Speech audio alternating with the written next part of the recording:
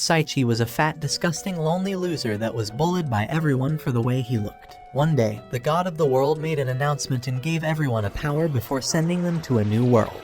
However, Saichi was the only one left without any powers, and kept being made fun of. Once everyone was teleported, God gave him one more special skill, which allowed him to eat mysterious fruit that transformed him into an attractive man that would end up marrying the goddess. In his final moments, he wondered how his life ended up here. After transporting into the new world, Saichi was hungry, and had went on for 5 days without food or water until a worm appeared before him. As he desperately tried to reach for it, something hit him in the head, and he finally saw a fruit ahead of him. After analyzing it, the appraisal system defines this as the fruit of evolution. He thinks this sounds like a scam, but takes a bite anyway only to throw it up. A voice activates in his head, announcing that the effects of the fruit will now be activated. He sits in shock, worrying that he's about to die. But nothing occurs. Saichi walks around to find monkeys dancing around and appraises them to be level 120. They walk away from their base, and he sees all the fruits of evolution that they left and decides to store all of them in his box along with the best recovery potions in the world. His schoolmates are all gathered without him, but not a single one of them cares about his fat ass face.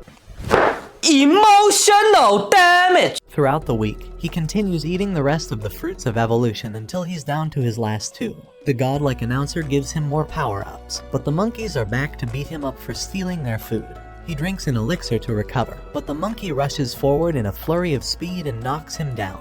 It reaches towards his body to eat him, but even the game thinks he smells disgusting and kills the monkey with his body odor. Treasure drops before him along with a book that he reads, and he hears the announcer telling him that his evolution will now begin. Before he knew it, he had woken up with a skinnier body, and remembers his body being dismembered and his bones being broken until his body had transformed.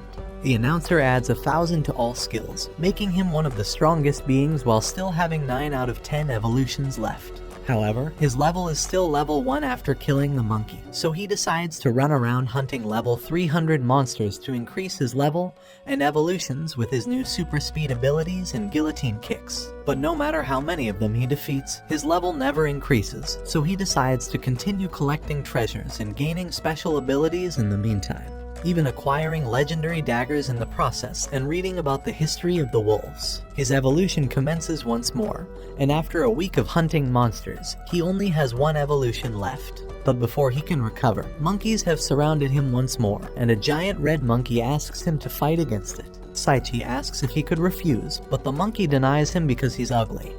No, that one there was a violation, personally I wouldn't have it. Saichi appraises the monkey, seeing that it is a level 700 monster and that he's been surrounded by the enemy. The red monkey prepares a giant punch towards the ground, but Saichi dodges with his incredible speed. The monkey is amazed as this is the first time that anyone's ever survived its first blow. No matter what's happened, everyone has been weak until now, so she falls in love with him. The battle continues, and Saichi attempts to retaliate, but the red monkey vanishes towards him and punches him across the field. The force is enough to nearly kill him, and Saichi hangs on to his last remaining HP before dying. But the red monkey doesn't kill him. Instead, she introduces herself as Saria. Saichi wonders why she has the name of a pretty girl, and attempts to slash towards her, but the monkey leaps towards the sky, complimenting his skill and thrusting towards him in a last-ditch effort to end him. Realizing that he's about to die, Saichi decides that he will show the monkey his overpowered abilities, and uses his magical powers for the first time. However, the water falls on top of him.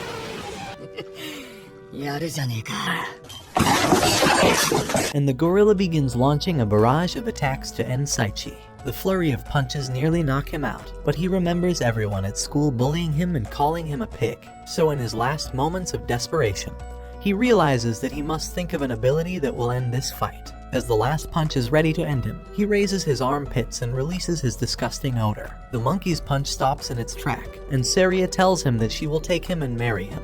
However, this is nothing like the future he remembers having, and wonders how things took a turn to this way. Saria brings him to her house and tells him to eat up, but Saichi continues trying to tell her that he's a human and that they can't get married because they're completely different species. However, the food is good enough to make him forget everything he just said, and notices that Saria is able to sew his clothes back up like a good wife. He tries to tell her that she would be a great wife if she married a gorilla, but she tells him that he should just marry her. After weeks of being trapped with Saria, he wonders how he could manage to escape Saria, and realizes that there are places for him to escape. His scheming is interrupted by Saria as she tells him that he's too ugly to date a human girl, so he might as well date a monkey because he looks like one. You're a victim! Later on, the Great Escape plan will finally go into effect now that she's distracted. But a giant spider is ready to kill him. Saria realizes he's in danger and punches the spider to the sky. She asks him if he's okay, and he realizes that she truly cares about him. This entire time she's been so worried about him, yet he keeps rejecting her just because they're different species. Meanwhile, a skeleton sits below them, remembering how he lost faith in humanity and cursed this entire world. He wishes for someone to save him from this darkness. Saichi continues spending his days with Saria, thinking that it's not so bad after all. However, she reveals to him that she's been searching for the fruits of evolution to give to her future husband. He tries to deny knowing anything about it, but Saria tells him that they allow a person to ascend to the peak of their race as long as they don't eat 11 of them, because then they will die. She tells him she will kill whoever stole them from her, but Saichi bends on his knees and asks her not to kill him. This only motivates Saria to marry him more, but after he screams that he doesn't want that, she asks him if he hates her. He tells her that he doesn't hate her, but Saria doesn't care about the rest and is ready to marry him now. After she leaves, Saichi takes his only opportunity to escape and runs into the forest. On the other side of the planet, the god of the world has greeted all of the high school students and told them that they were the only ones capable of defeating the demon lord of this world because of their incredible strength. But weeks pass of just training, and their commander forces them to continue training before they leave and die in the wilderness. Saichi continues running away for his freedom, but Saria has finally caught up to him and sprints like Usain Bolt while screaming at him to not go that way. Saichi will never be her prisoner again, and uses his instant movement to disappear away from her at super speed. They continue running until Saichi finally approaches the entrance to a cave filled with red air. His only course of action is to enter after hearing Saria's scream, and after exploring it for a while, he sees a skeleton sitting on a throne. The skeleton welcomes him, telling him that he must be rather strong for making it this far. When Saichi appraises the skeleton, he sees that it's only a level 1 Dark Lord. He wonders how he's so weak, but the Dark Lord tells him to check again because it deceived him. Saichi sees his level is 1500 and knows that he's about to meet his doom. The Dark Lord vanishes in an instant behind him, ready to kill him with a slash of his sword. In the last moment, however, Saria steps in between them, getting stabbed to save Saichi's life. Saichi holds on to Saria, and she tells him that she's glad she was able to make it in time to save him. He screams her name, telling her that he will get her a recovery potion, but she tells him that she's glad that he finally called her by her name, because she is already dead. She says that she's only been able to keep talking because of her special ability, but it won't last long. He wonders why someone like her would love him, especially when he would constantly call her awful things and not even see her the same as him. But for Saria, Saichi was the only person who ever interacted with her normally, so she enjoyed someone finally treating her like a normal person. She asks him for a final request, that he continues smiling for her. The Dark Lord is infuriated with their ridiculous love, and Saichi summons his sword, telling him that he knows nothing of it.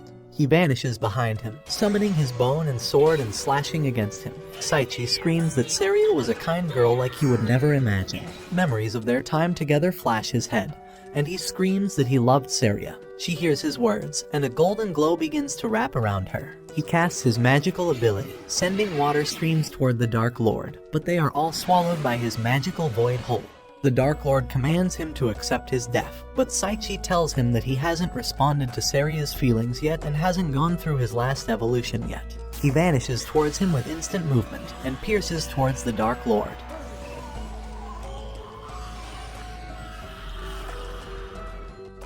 The Dark Lord accepts his defeat, telling him that he's grateful for finally helping him escape from this prison. Before his eyes, Saichi sees the Dark Lord reuniting with his loved one, and they disappear together. Saichi runs towards Saria, and she tells him that she really wanted to be his wife. They kiss each other, and she thanks him as her tears fall. She glows brighter, about to disappear, but he sees the prettiest girl laying there. She runs towards him and hugs him, asking him if he recognizes her. She is Saria, and Saichi realizes that this entire time he's been with the prettiest goddess in the world. They read the tragic story of the Dark Lord together, but Saichi tells her that they were at least able to reunite him with his loved one after working together. They open the treasure chest, and he gives Saria an outfit to cover herself. The godlike announcer continues giving him power-ups, and Saria asks him what he's getting. He tells her that it's a gift from the heavens, but the announcer finally gives him the last bit of information. The great amount of experience he has received will now finally allow him to evolve. After his evolution, his eyes and voice change and he becomes taller. He tries to show off, but Saria feels like a river of water is about to come out of her Sorry, I meant a river of water is going to come out of her eyes because she's crying. Yeah, that's definitely what I meant. Saria promises that she will be with him wherever he travels, but a mysterious animal comes to interrupt them. He awards them for defeating the Dark Lord, giving a travel set like this is some MMORPG and new outfits. They get teleported away and arrive into a world filled with grass. Together, they head off to start their new adventure. But before they can reach the town, they have an encounter with a random slime which Saichi ends with a single blow. He finally levels up, and a light comes flashing from his eyes. The helmet transforms into a black robe, and a note falls from inside. The sheep congratulates him on finally leveling up, and tells him that this helmet evolved with him and will cover how monstrously strong he is compared to everyone. But before leaving, he leaves him with a final surprise and blows this letter up. They finally arrive at the town, and Saichi asks a local man about the Adventurers Guild. However, the man warns him that he should avoid going to the guild if it's the last thing he does because of how terrible it will be. The man welcomes them to the capital, and they decide to completely ignore his advice and go to the guild.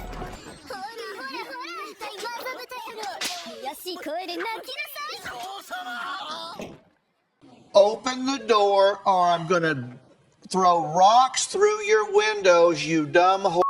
Saichi thinks that this is definitely the guild and opens the door again. He sees that this guild is just filled with nutcases going crazy, and Saria asks to see what's inside. Saichi is about to run away with her, but the guild master comes and shows off his muscles, telling them that they're welcome to come register with the guild, and slowly pushes them inside the guild with his flexing. The guild master informs Mrs. Plot that they have a new member, and she introduces herself as Eris the receptionist. Saria encourages him to register with the guild while considering that everyone else is enjoying themselves here. They join the guild, but a group of 3 bandits come inside and begin picking on Saichi. They hold him, telling him that they want him to come with them for a bit. The men escort him out with their bats and brings him to a muscular man. They force him to take his cloak off, and they all think he's hot. They ask him if he would like to develop Plot and that it'll be fine once he gets used to it. What do you mean by that?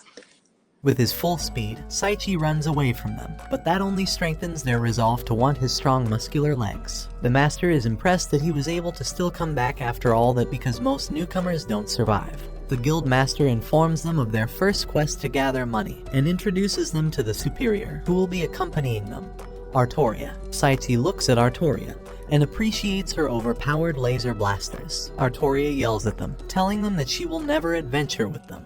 But the master tells her that he was able to survive those weird bandits, so he can definitely survive her calamity. She reluctantly agrees to help them, and introduces herself as Artoria the Calamity. They walk to start their first quest and head to an orphanage. Saichi walks around with Artoria and wonders why she's walking so far ahead of everyone. A boy runs by and trips, and while Artoria is trying to treat him, the logs behind her fall on them. Saichi runs to see if they're okay, but notices that Artoria already knew that something bad was going to happen. She's disappointed by herself. They head to start their next quest, but as Saichi walks towards the ruins, they all fall on top of him. Artoria kneels in despair. She thinks that it's all her fault because she's always had the name of Calamity attached to her. She even blamed herself for her parents' death, and spent her entire life in loneliness without depending on anyone because of this curse attached to her. Saichi's arm comes out of the rubble, and Artoria yells at him for doing things on his own without directions because it could get all of them killed. She runs away after screaming at him, and he believes that she's actually a really kind person. The school is still undergoing training, but after even 5 months of this, none of them are strong yet. Later on, the receptionist asks if they have a place to stay out, but because they're nomadic travelers, they of course don't. Artoria invites them to stay with her, and they gladly accept her kind offer. Their travels continue together, and Artoria asks him to gather more herbs before heading home. But after searching for hours, he overhears a group of 3 goblins talking about catching humans. Saichi decides to interrupt them, but they tell him that they will kill him for overhearing their secret plan of overtaking the human realm. They call forth their giant troll, and the giant troll uses his entire might to strike down Saichi. However, Saichi has had a hidden skill this entire time, the ability to take the opponent's blow and transfer the damage onto them. He attempts to ask them about the herbs, but they all turn around and run away from him. Their superior asks them why they disobeyed her and entered the human realm, and they tell her that they wanted to be of more help for her. They set up teleportation spells across the entire realm to the Black Dragon God's entrance. Their master is pleased by how evil they were, but will still punish them for disobeying her with 500 whips. The day of the final guild test comes for Saichi and Saria, and Artoria is going to proctor them. The day begins as usual, and Saichi and Saria attempt to defeat a slime to achieve their mission. However, the slime teleports before they are able to hit, and Artoria notices that there were hidden teleportation spells across this entire land. She tells them to walk back to the guild, but accidentally activates a teleportation spell. Saichi and Saria hold on to her and enter the place with her. They wonder where they have been teleported to, and Artoria tells them to stick close to her and hands them a stone that will allow them to find her if they get separated. But before they know it, Artoria steps on a stone that causes a wall to raise from the floor and separate both of them. Saichi panics and tries to punch the wall with his full might, but only hurts his hand instead. Artoria desperately battles alone, bleeding as she fights a mummy, but builds up the courage to slash it down. Saichi and Saria begin looking for a way to find Artoria, and Saichi finds a secret chest but decides to just ignore it. The chest begins talking, asking them to open it, and releasing limbs from inside. It jumps towards them, and Saichi destroys it with a single hit. They look inside the chest for the loot, and Saichi finds a misfortune ring that has the ability to multiply the wearer's luck by -2. A light shines from Saria's plot, and she wonders why the stone Artoria gave them is shining red. Meanwhile, Artoria enters the boss's lair, and the dragon welcomes her to her death as she prepares to fight it off. They realize that the stone she gave them only lit up red if she's in danger. They try to use the guide stone to locate her.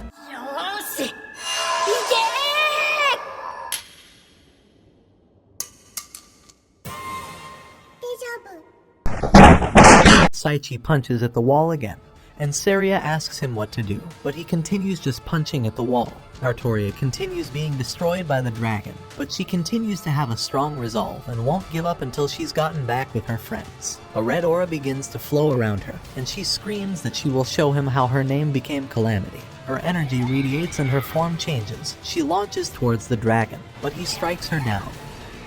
With all her energy, she continues trying to resist, but the dragon casts 3 blades that send her flying back towards the wall. Artoria is frustrated by her weakness, but continues using her ability to launch towards the dragon.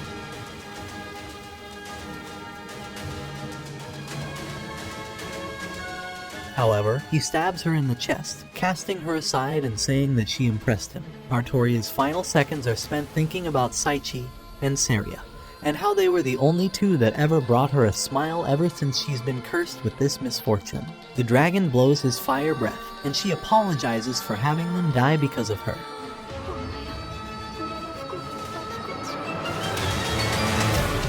She hears Saichi's voice telling her that they're here to save her. The dragon prepares another blow, but Saichi teleports away with his instant movement. He attempts to get closer to the dragon, but the dragon's energy attacks ward him off. After appraising the dragon, Saichi sees that the dragon's level is over 5,000, and realizes that he's about to be screwed. The dragon whips his tail, and Saichi narrowly teleports away. However, the dragon uses telekinesis to force Saichi to stay in one place, and blasts him towards the wall with his tail whip. Saichi throws up blood and falls down, wondering why none of his skills are activating right now. The dragon announces that he will end this fight, unleashing his most powerful spell, Hell's Inferno. Saria yells at him to use the water spell he used when fighting her, and he summons his legendary dagger and brings a giant waterfall to fall onto the dragon. The dragon is angered by this, unleashing his fire breath towards Saichi. Saichi flashes away, activating his ultimate skill Gale, but the dragon forces him to stay locked in place once again. He forces his mind to move, and the godlike announcer gives him the skill of intimidation resistance, and allows him to move freely. He unlocks the ultimate skill one with the sword, and rushes towards the dragon.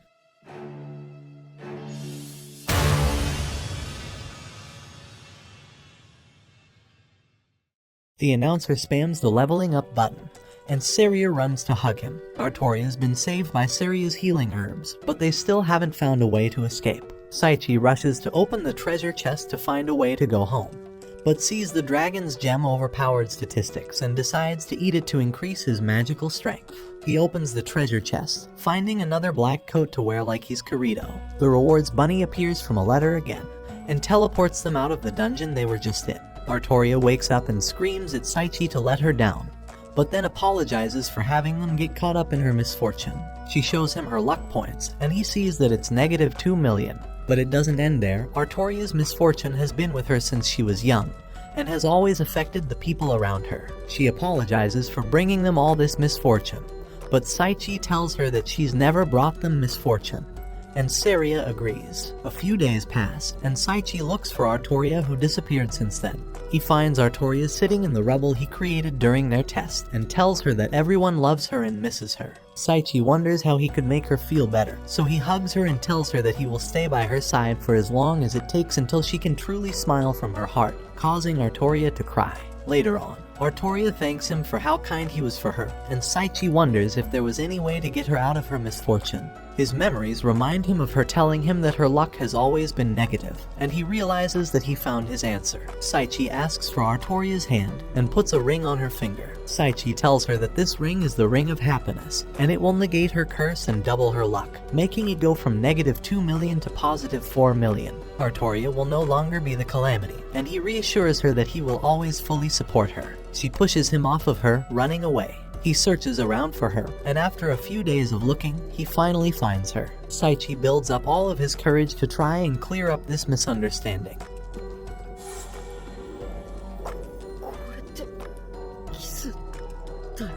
Artoria understands that he didn't give her this ring because he felt like she was bad luck for him, but tells him that she doesn't care about all of that because she's fallen in love with him. She knows that he has Saria, but asks him if she can still be by his side, even if she's not the most ladylike girl. Saichi realizes that he can't choose between the two of them, so he pushes her back.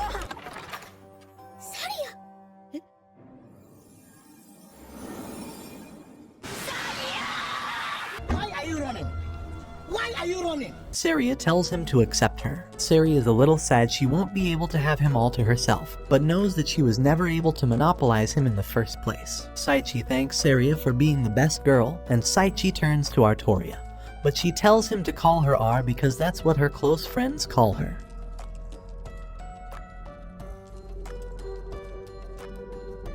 A few weeks later, Saichi and Saria's meal was interrupted by the guild master, who keeps flexing his humongous light bulb in their faces. After his routine, he enlightens them on how a horse can carry adventurers' heavy loads when traveling long distances. Saichi listened closely, but was creeped out by the fact that Gussel and his horse wore matching underwear. Once he was done with all his flexing, Gussel pulled a map from his plot armor and gave it to Saichi. The map would direct them to the location of a stable from which they could get a good deal on a sturdy horse. At the stable, the owner wondered if Saichi came looking for a horse to enter the Royal Cup competition, an intense and deadly race where players competed on horses for the chance to win extravagant prizes. He went on to show Saichi the horses on display at his stable. The dragon horse was a top pick for most adventurers, but it was the most expensive one to obtain.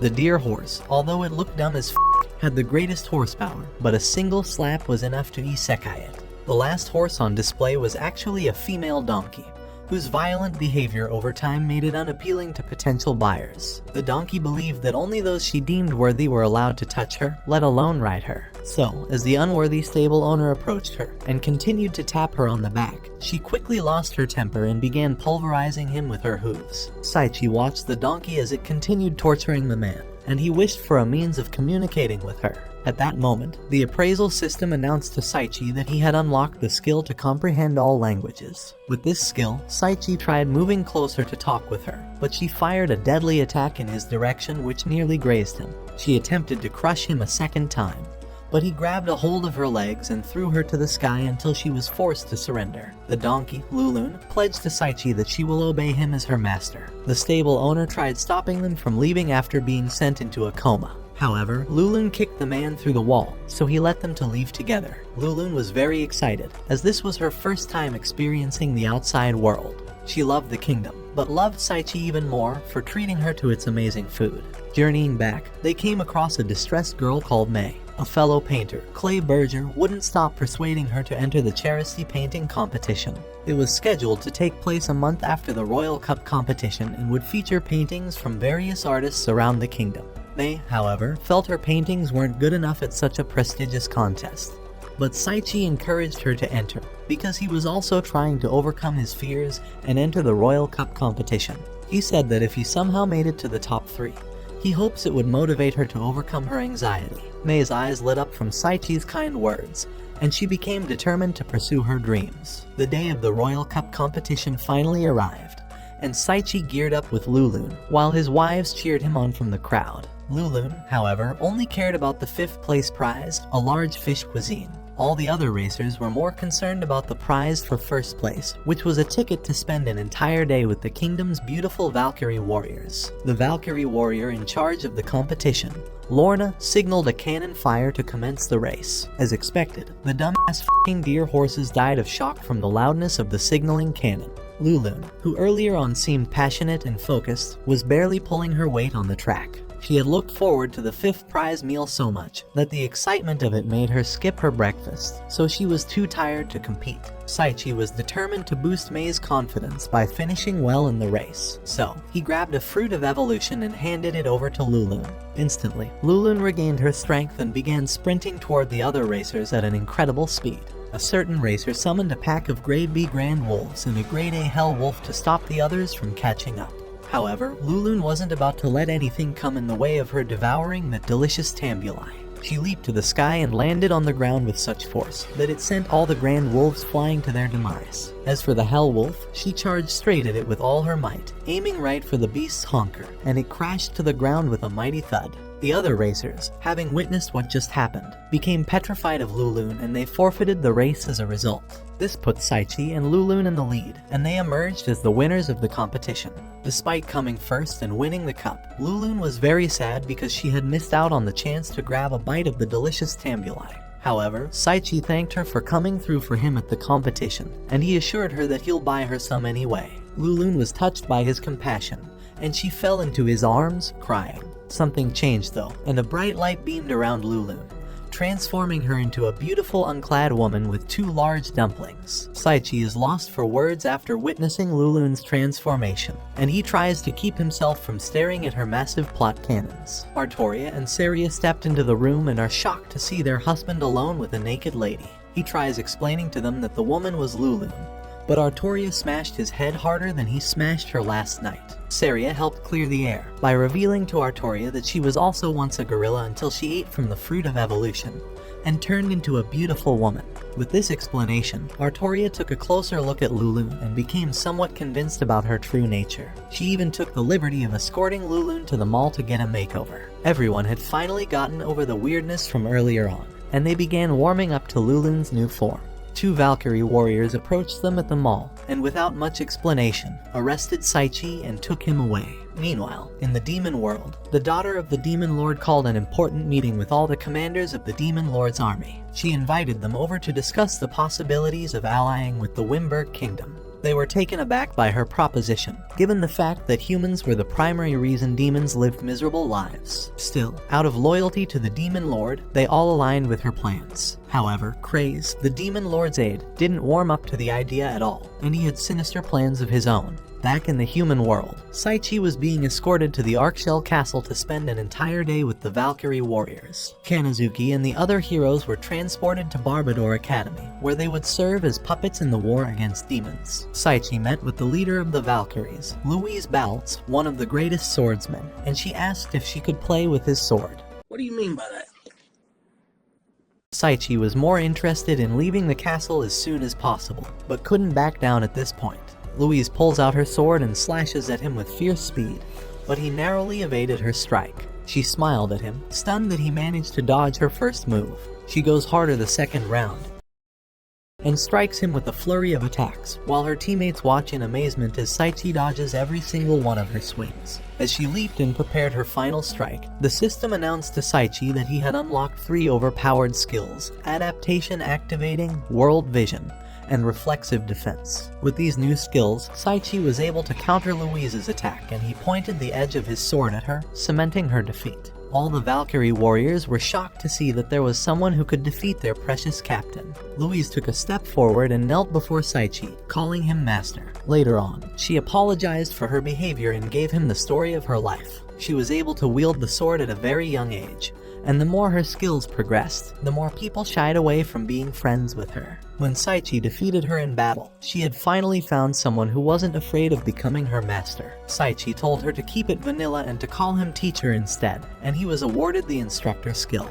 However, before they could get the opportunity to practice, they heard a high-pitched scream from within the castle walls. A servant informed them that an intruder had entered the castle and attacked the king. Louise and the other Valkyries rushed to the scene of the crime, but they prevented Saichi from coming along because he was an outsider. However, using his world vision skill, he was able to pinpoint the location of the assassin, and he planned to defy their orders by helping them capture the culprit. Saichi appraised the assassin to get an idea of who he was up against, but was shocked to discover that the assassin was an 8-year-old girl named Olga Kamiria. She broke through the roof, and upon noticing Saichi, she threw her daggers towards him. However, he caught the daggers effortlessly, with a single hand, and his reflexive skill was activated and forced him to throw the daggers towards Olga, pinning her against the wall. When he noticed that she was okay, he let out a sigh of relief, fearing that the daggers might have hurt her. Still, she quickly unpins herself from the wall and sprints towards him with a series of attacks. Saichi dodged every one of her attacks and knocked her unconscious with a single strike on her neck.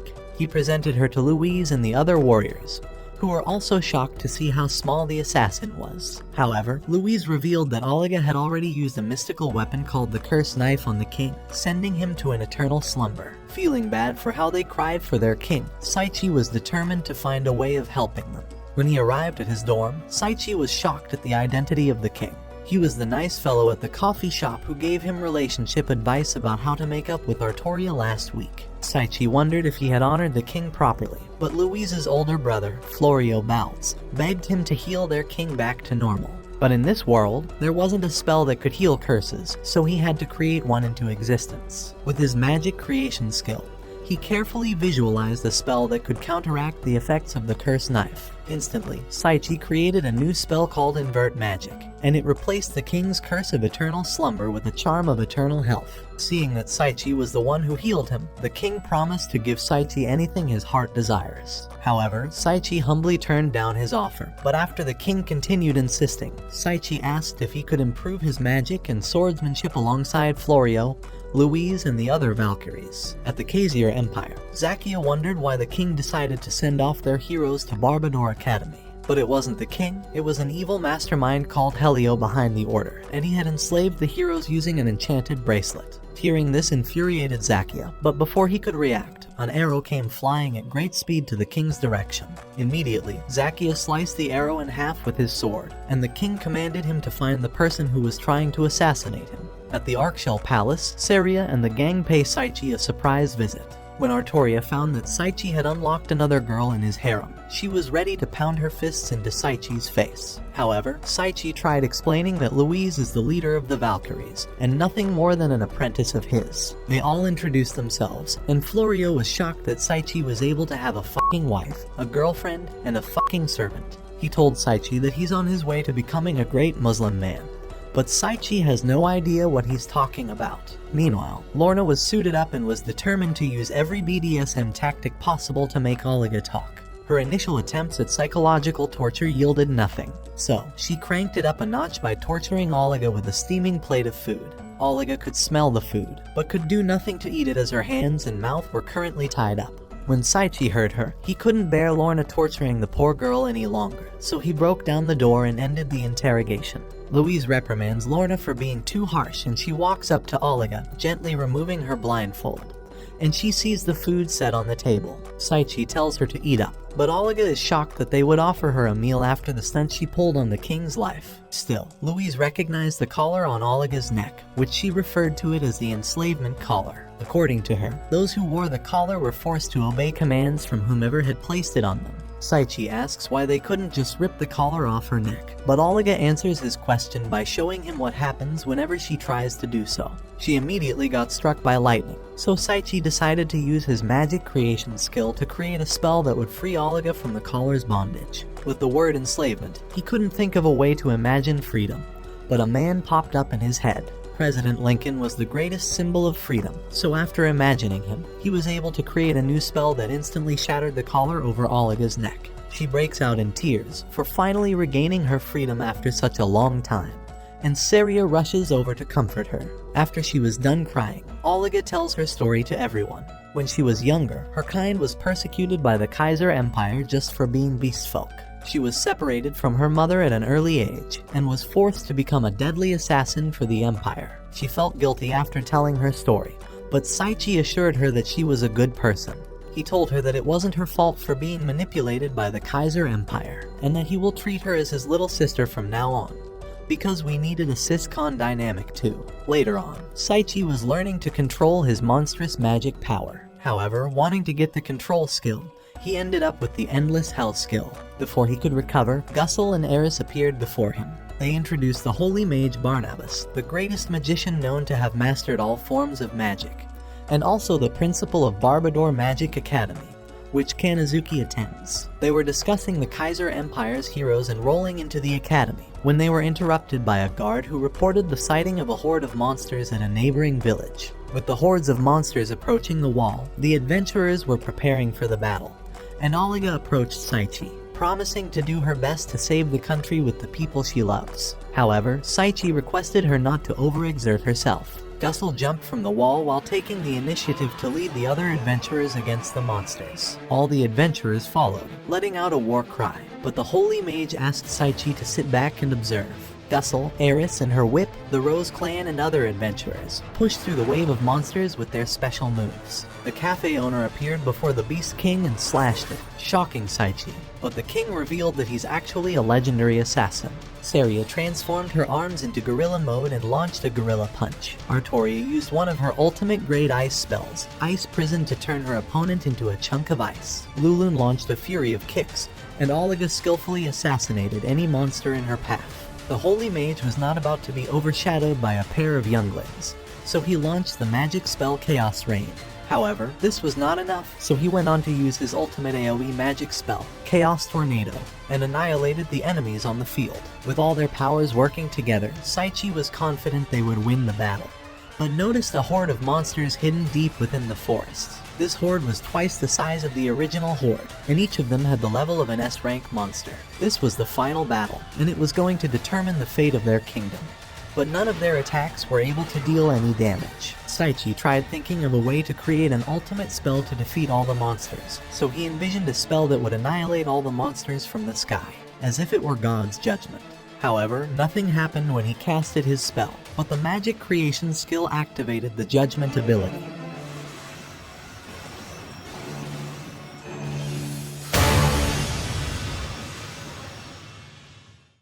Saichi appraises his new skill, and discovers that God's judgment defeats anyone he recognizes as harmful. With the battle finally won, everyone screamed in happiness, and the light from the defeated monsters blasts into Saichi, allowing him to level up hundreds of times. With the battle finished, all the lights from the defeated monsters blasted into Saichi, and he levels up. Saichi notices that the system voice now talks in a polite manner, and it tells Saichi that he has unlocked a lot of new skills. The king commends Saichi's efforts and takes his leave. Saichi's friends ran over to finally see him after the battle, and Oliga reminded him to pet her head. The Holy Mage asks Saichi to pet his head too.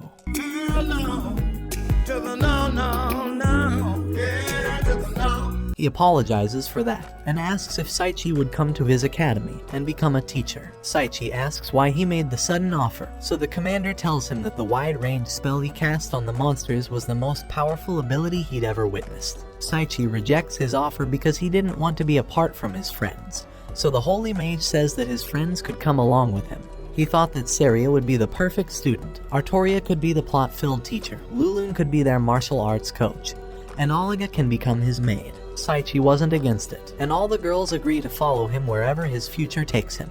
He will finally get to attend school once again, this time with his entire harem. With his last few days of freedom before school began, Saichi decided to spend them taking Lulun out to eat her favorite meal, and went with Artoria to watch a movie. When it was Saria's turn to go out on a date with Saichi, she asked if she could bring Oliga along because she was constantly left out. As they spent their day together, Saichi and Saria were glad to see Oliga having fun. And over the river, Saichi thanks Saria for falling in love with him, and tells her that he loves her too. Hearing those words had Saria crying.